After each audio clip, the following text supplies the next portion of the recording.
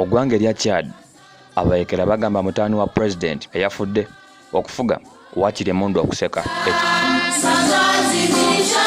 Ekibiina ky'abayeekera ekya Front for Change and Concord in Chad mu bufunze ekya FACT etsimbye amakanda gaakyo mu mamuka ga Chad bagamba nti mutaani wa president kati omugenzi Idris Deby Entebbe tajja kugituulako.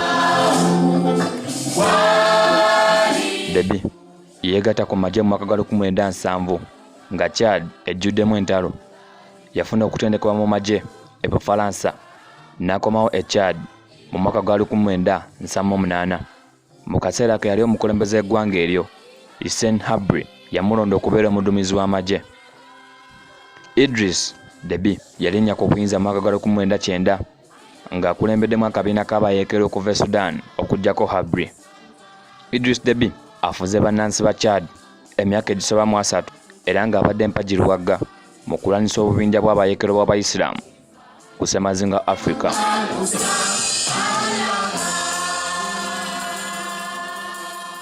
Badde agenza okuduumira amagye ge nga batunka n'abayeekera. Okufa kwa Deby kwalangiriddwa nga wakayita olunaku lumu nga yakamala okulangirirwa nga omuwanguzi w'akaluko bwa president n'ebitundu 9 ku 10 yabadde akutte ekisanja kya 6 ng'ali ku bannaakalakata.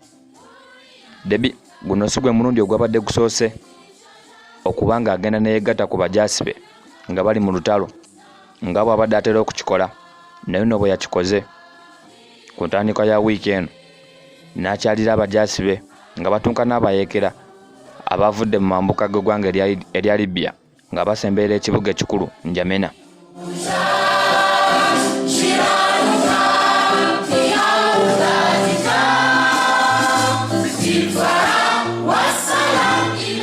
Marshal Idris Deby Itno yakulembeddemu amagye ge aga Chad okusobola okwenganga abatujju okuva e Libya.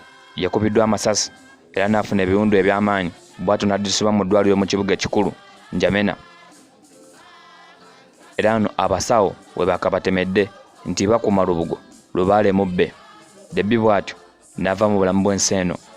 Marshal Idris Deby yafuna ekitiibwa kya Marshal omwaka ogwaggwa bwe yali nga tannalondebwa. Yategeeza nti akimanyi ajja kuwangula nga bw'azze akikola emyaka egisebyemu 3 emabega.